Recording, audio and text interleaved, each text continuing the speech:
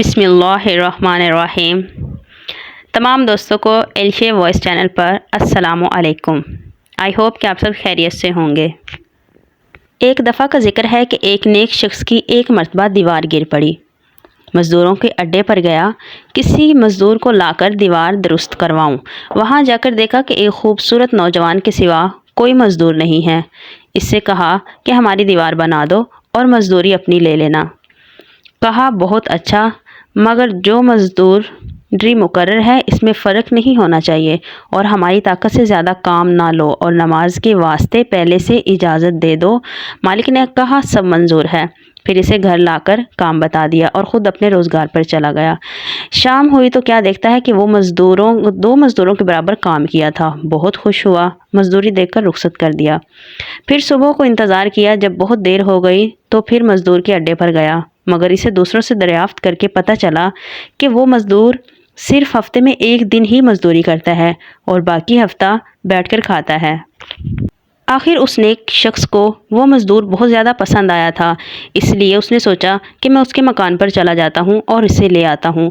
جیسے ہی وہ مکان پر جاتا ہے، کیا دیکھتا ہے کہ وہ بیمار ہے اور زمین پر پڑا ہے۔ ان کا یہ حال دیکھ کر بہت افسوس ہوا۔ پھر کہا آپ مسافر اور بیمار ہیں اور زمین پر پڑ رہے ہیں، میرے حال پر عنایت فرمائیں اور غریب خانے پر تشریف لے چلیں۔ انہوں نے جواب دیا بہتر ہے مجھے کچھ نہ کھلائیں۔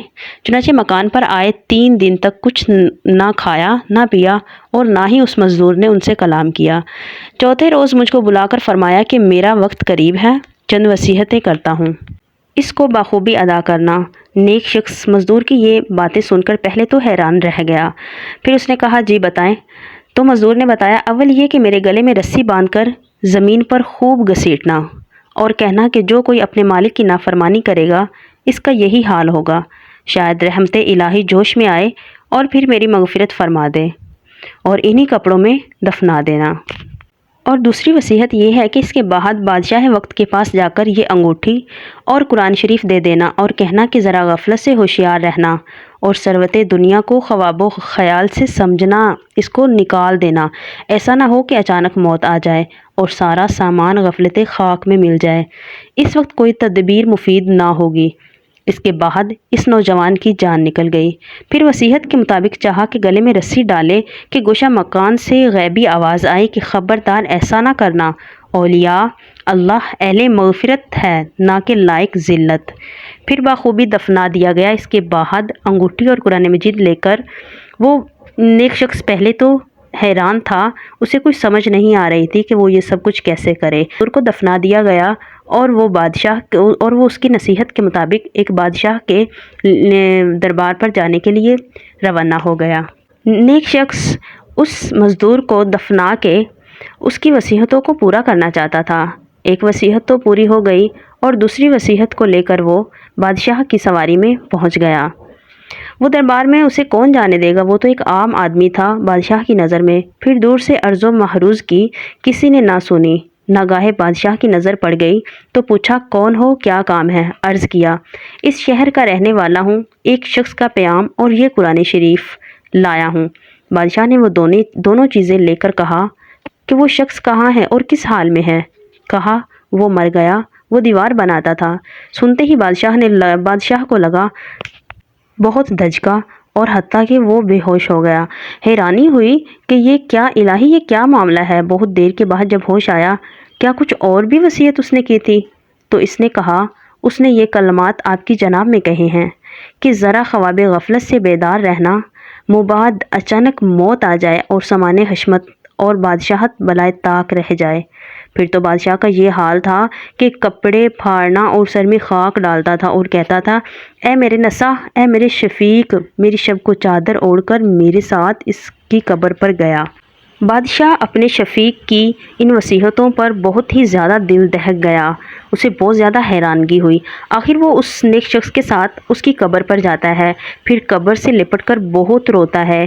پھر کہا کہ یہ میرا بیٹا تھا، ہمیشہ شراب و کباب میں گرفتار تھا، اللہ کی رحمت سے اس نے توبہ کر کے ہدایت پائی، ایک مرتبہ لہو لہب میں مشغول تھا اور سب سامان عشرت مہیا تھا، کوئی ادھر کوئی ادھر نشے میں بے ہوش تھا۔ نگاہ مکتب سے کسی لڑکے نے یہ آیت کریمہ 27ویں بار سورۃ حدید کی پڑھی۔ ترجمہ یعنی کیا وقت نہیں پہنچا؟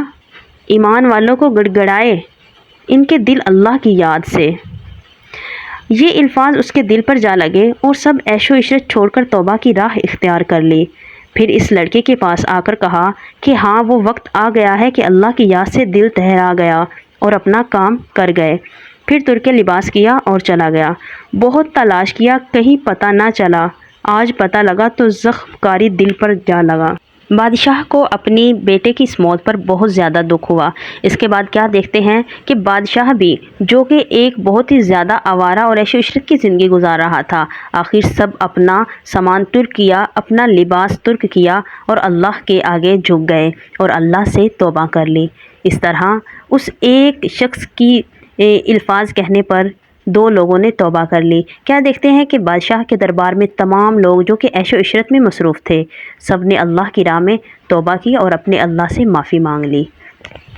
پیارے دوستو، ہر وقت اپنے اللہ سے معافی مانگیں اور اپنے اللہ کی احادیث کو لوگوں کے ساتھ شیئر کریں، تاکہ ہو سکتا ہے کہ آپ کے یہ الفاظ کتنے گناہ گاروں کے دل نیک کر دے اور اپنے اللہ کے حضور وہ اپنے گناہوں کی معافی مانگ لے۔ اللہ پاک ہم سب کو اس طرح سے اللہ کی احادیث کو آگے پھیلانے کی توفیق عطا فرمائے اور ہم سب کو توبہ کرنے کی توفیق عطا فرمائے۔ آمین ثم آمین۔ جزاک اللہ خیر۔